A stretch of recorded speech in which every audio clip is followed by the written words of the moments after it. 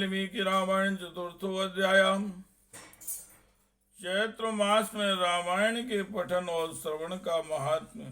कल्कि नामक व्याध और उतंग मुनि की कथा। ओम श्री नारदवाय अन्यवासं प्रवक्ष्यामि शृणुध्वं सुसमाहिताम्। सर्पाफलं पुण्यं सर्वदुःखनिवर्णं ब्राह्मणक्षत्रियविषां शूद्राणां च यथो सोयोषिताम्। समस्तकामफलदं सर्वफलप्रदं दुःस्वप्ननाशनं धनं मुक्तिफलप्रदम्। रामायणस्माहात्म्यं श्रोतव्यं चाप्यत्नतः। श्री नारद जी महाराज कहते हैं, महर्षियों, अब मैं रामायण के पाठ और श्रवण के लिए उपयोगी दूसरे मास का वर्णन करता हूँ। एकाग्र चित्र होकर सुनो, रामायण का महात्म्य समस्त पापों को हर लेने वाला है, पुण्य जनक तथा संपूर्ण दुखों का निवारण करने वाला है। वह ब्राह्मण क्षत्रिय वैश्य शूद्र तथा स्त्री इन सबको समस्त मनोवांछित फल प्रदान करने वाला है। इससे सब प्रकार के व्रतों का फल भी प्राप्त होता है। दुष्स्वप्न का नाशक, धन की प्राप्ति कराने वाला तथा भोग और मोक्ष रूप फल देने वाला है, अतः उसे प्रयत्न पूर्वक सुनना चाहिए। अत्रैवोदाहरन्ति मितिहसं परात्म पठतां शृण्वतां च सर्पापणाशनम्। इसी विषय में विज्ञ पुरुष एक प्राचीन इतिहास का उदाहरण देते हैं। वह इतिहास अपने पाठकों और श्रोताओं के समस्त पापों का नाश करने वाला है। आसीत पुरा कलियुगे कलिके नाम लुब्ध काम परदार पर द्रव्य हरणे सततम रता। प्राचीन कलयुग में एक कल्कि नाम का व्याध रहता था। वह सदा पराई स्त्री और पराई धन के अपहरण में लगा रहता था। परनिंदाम परो नित्यम जंतु पीड़ा करस्तथा हतवान ब्राह्मणान गावा शतुषु अथु सहस्त्रशां। दूसरों की निंदा करना उसका नित्य का काम था। वह सदा सभी जंतुओं को पीड़ा दिया करता था। उसने कितने भी ब्राह्मणों तथा सैकड़ों हजारों गौओं की हत्या कर डाली। देव स्वहरणे नित्यम परस्वहरणे तथा तीन पापान्यनेकानि कृतानि समूहान्ति चाम। पराये धन का तो वह नित्य अपहरण करता ही था। देवता के धन को भी हड़प लेता था। उसने अपने जीवन में अनेक बड़े बड़े पाप किए थे। नातेषां शक्यते वक्तुं संख्या वत्सर कोटिभिः सा कदाचिन्महा पायो जन्तूनामन्तकोपमः। सौवीर्णं प्राप्तां सर्वे समन्वितं योषन्भिर्भूषिता विश्व शरोभिर्विमलालादुकैम् अलङ्कृतं विपणिभिर्जयो देयो पुरोपमम्। उसके पापों की गणना करोड़ों वर्षों में भी नहीं की जा सकती थी। एक समय वह महापापी व्याध जो जीव जंतुओं के लिए यमराज के समान भयंकर था। सौवीर नगर में गया। वह नगर सब प्रकार के वैभव से संपन्न, वस्त्राभूषणों से विभूषित, युवतियों द्वारा सुशोभित, स्वच्छ जल वाले सरोवरों से अलंकृत था, भांति भांति की दुकानों से सुसज्जित था। देवनगर के समान उसकी शोभा हो रही थी। व्याध उस नगर में गया। तस्योवन्मध्यस्थं रम्यं केशव मंदिरम् साधितुं हेम कलशैर्दृष्ट्वा व्याधो मुदं ययौ। राम्यत्र सुवर्णानि बहूनीति विनिश्चिताम्। सौवीर नगर के उपवन में भगवान केशव का बड़ा सुंदर मंदिर था, जो सोने के अनेकानेक कलशों से ढका हुआ था। उसे देखकर व्याध को बड़ी प्रसन्नता हुई। उसने यह निश्चय कर लिया कि मैं यहाँ से बहुत सा सुवर्ण चुरा कर ले जाऊंगा। जगाम राम भुवन विनाशश्च यलोलुपाम् तत्रापश्यन्त्विज्वरं शान्तं तत्त्वार्थकोविदम्। परिचर्या परं विष्णोरुत्तकं तपसां निधिम् एकाकिनं दयालुं च निःस्पृहा ध्यान लोलुपम्। ऐसा निश्चय करके वह चोरी पर लट्टू रहने वाला व्यास भगवान श्री रामचंद्र जी के आराधना में तत्पर उत्तंग मुनि का दर्शन किया, और जो तपस्या के निधि में थे, वे अकेले ही रहते थे। उनके हृदय में सबके प्रति दया भरी थी। वे सब ओर से निष्प्रह थे। उनके मन में केवल भगवान के ध्यान का ही लोभ बना रहता था। दृष्टवासो लुब्ध कौमेनीतम चार्यशांतरायणम देवस्य द्रवजातुम तु समादाय महानिशि। उन्हें वहां उपस्थित देख व्याध ने उनको चोरी में विघ्न डालने वाला समझा। तदनंतर वह जब आधी रात हुई तो वह देवता संबंधी द्रव्य समूह लेकर चला। उतंक हंतु मारे वे उद्यता शिरमदोद्यता पादेनाक्रम्य तद्वक्षो मंगलम संग्रह्य पाणिनम। उस मदोन्मद व्याध ने उतंक मुनि की छाती को अपने एक पैर से दबाकर हाथ से उनका गला पकड़ लिया और तलवार उठाकर उन्हें मार डालने का उपक्रम किया। हंतुम मतिम व्याधम उतंको प्रेक्ष चाब्रवीन। उतंक ने देखा व्याध मुझे मार डालना चाहता है, तो वे उससे इस प्रकार बोले। ओम श्री उत्तंकवाय भो भो साधो वृथा मां त्वं हनिष्यसि निरागसम्। उतंक ने कहा, ओ भले मानुष, तुम व्यर्थ ही मुझे मारना चाहते हो। मैं तो सर्वथा निरपराध हूँ। मया किम पराधुम ते तन्वन् त्वं चालुब्धका कृतापराधिनो लोके हिंसा कुर्वन्ति यत्नताम्। ना हिंसति वृथा शुम सज्जना आप्यपायनम्।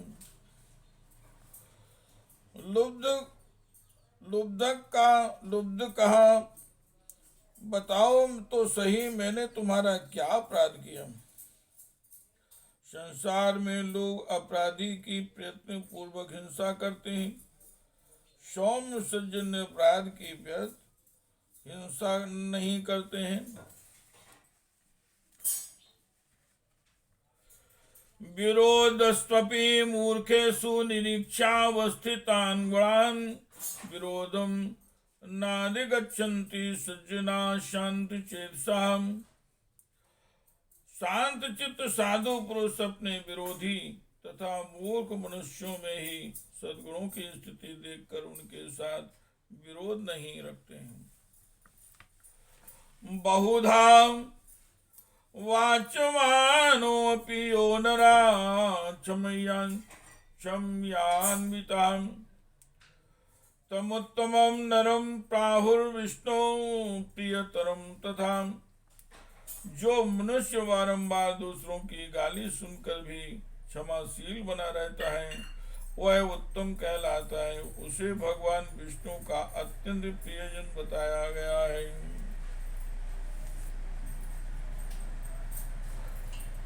सुजनो न याति वैरम परिहित निरतो विनाश काले अपि छेदे अपि चंदनतरो सुरभि करोति मुखम कुठारस्य। दूसरों के हित साधने में लगे रहने वाले साधुजन किसी के द्वारा अपने विनाश का समय उपस्थित होने पर भी उसके साथ वैर नहीं करते। चंदन का वृक्ष अपने को काटने पर भी कुठार की धार को सुवासित भी करता है। अहो विधिर्वे बलवान वादते बहुधा जनान सर्वसंग विहीनो अपि बाध्य तो दुरात्मनाम। अहो विधाता बड़ा बलवान है, वह लोगों को नाना प्रकार से कष्ट देता रहता है। जो सब प्रकार के संग से रहित हैं उसे भी दुरात्मा मनुष्य सताया करते हैं। अहो निष्कारणम लोके बाधन्ते दुर्जना जनान धीवरा पिशुना व्याधा लोके अकारण वैरिणः। अहो दुष्टजन इस संसार में बहुत से जीवों को बिना किसी अपराध के ही पीड़ा देते हैं। मल्लाय मछलियों के, चुगलखोर सज्जनों के और व्याध मृगों के इस जगत में अकारण बैरी होते हैं। अहो बलवती माया मोयन्ति खिलम जगत पुत्र मित्र कल्पन्त्रादे सर्व दुखेन सोयते।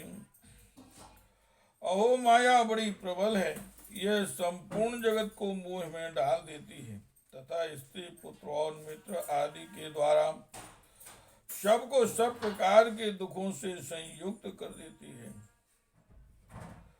परदिव्यापहारेण कलत्रम पोषितम चायत अन्ते तस्सर्वमृत्युस्मृतसृज्य एक एव प्रयाति वै। मनुष्य पराये धन का अपहरण करके जो अपनी स्त्री आदि का पोषण करता है वह किस काम का, क्योंकि अंत में उन सबको छोड़कर वह अकेला ही परलोक की राह लेता है। मम माता मम पिता मम भार्या ममात्मजा ममेदमिति जन्तूनां ममतावादते वृथा।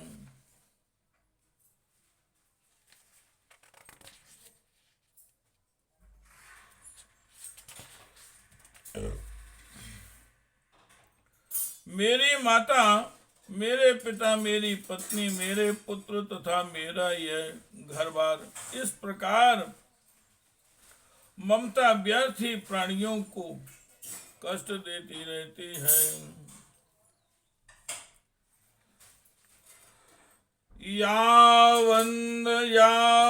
यावदर्प्यति दिव्यं तावद् भवति बान्धवा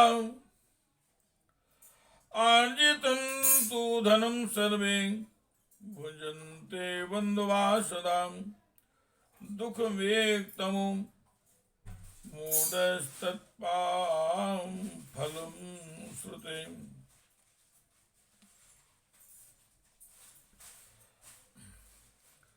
मनुष्य जब तक कमा कर धन देता है तभी तक लोग उसके भाई बंधु बने रहते हैं और उसके कमाए हुए धन को सारे बंधु बांधव सदा भोगते रहते हैं। किंतु मूर्ख मनुष्य अपने किए हुए पाप के फल रूप दुख को अकेला ही भोगता है।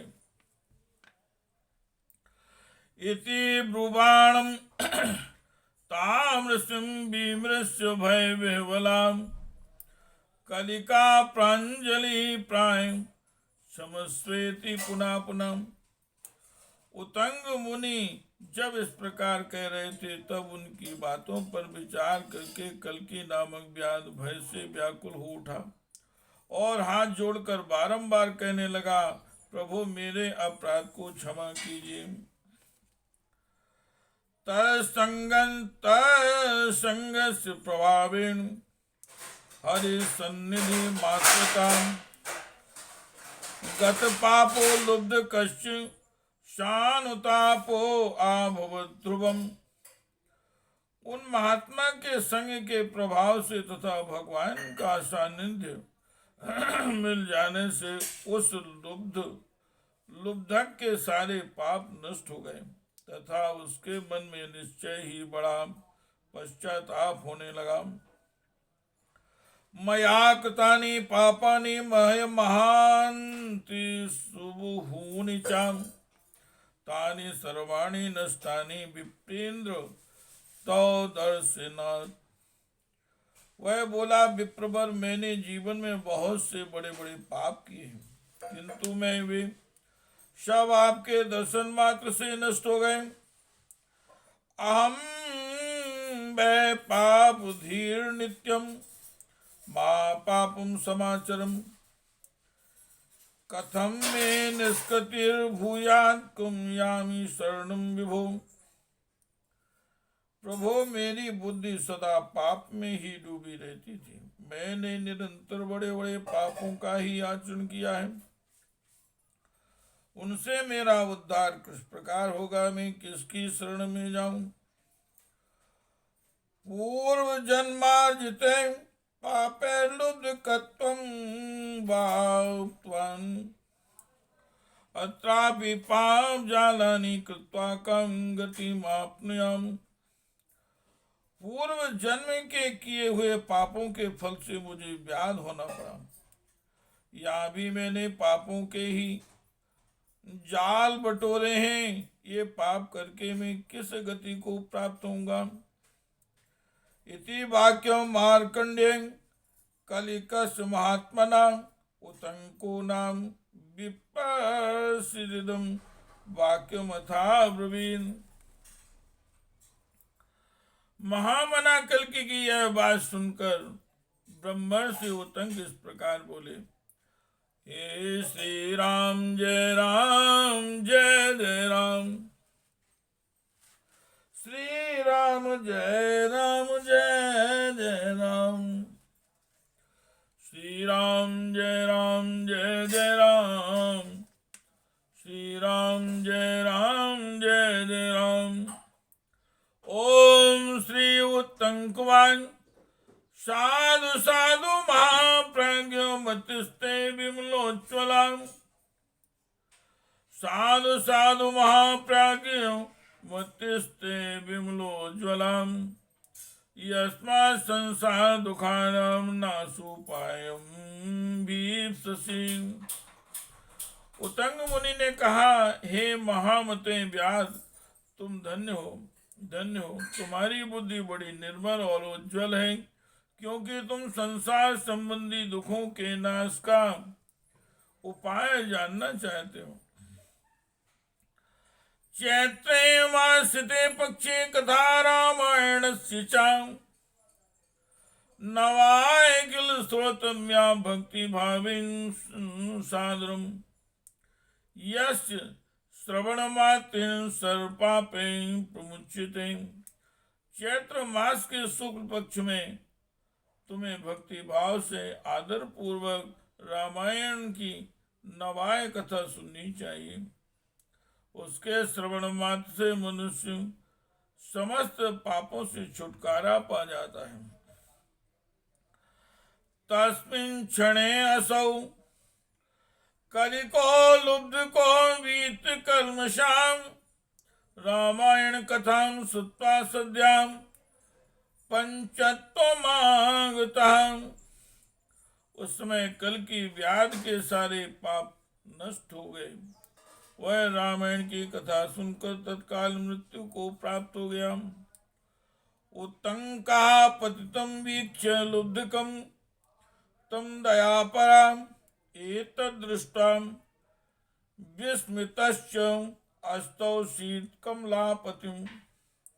व्याध को धरती पर पड़ा हुआ देख दयालु उत्तंक मुनि बड़े विस्मित हुए। फिर उन्होंने भगवान कमलापति का स्तुति किया।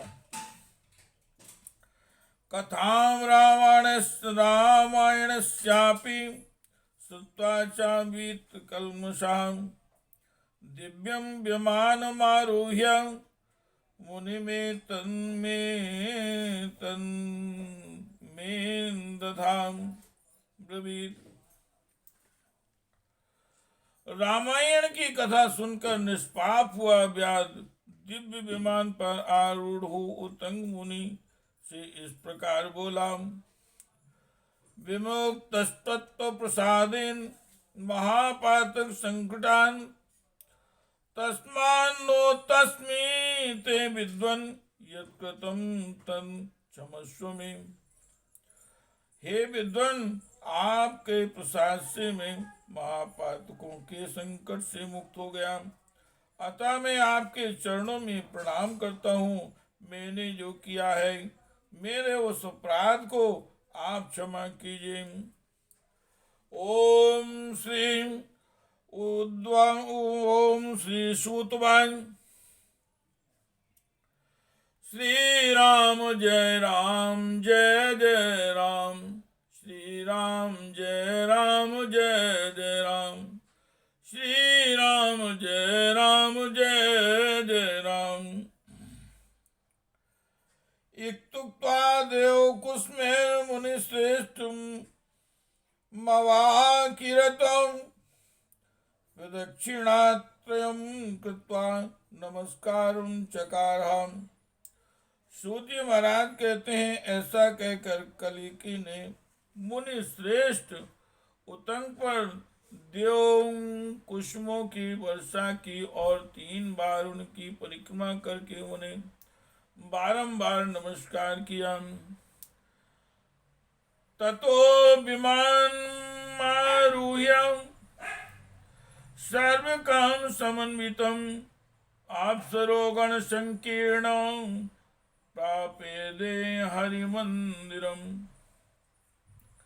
तत्पश्चात अप्सराओं से भरे हुए संपूर्ण मनोवांछित भोगों से संपन्न विमान पर आरूढ़ हो वह श्री हरि के परम धाम में जा पहुंचा।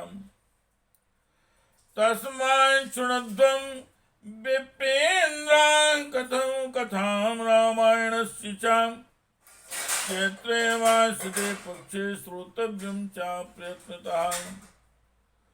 न वर्णं किल रामस्य रामायण कथामृतम्। अतः विप्रवरो, आप सब लोग रामायण की कथा सुने। चैत्र मास के शुक्ल पक्ष में प्रयत्न पूर्वक रामायण की अमृतमयी कथा का नवाह परायण अवश्य सुनना चाहिए।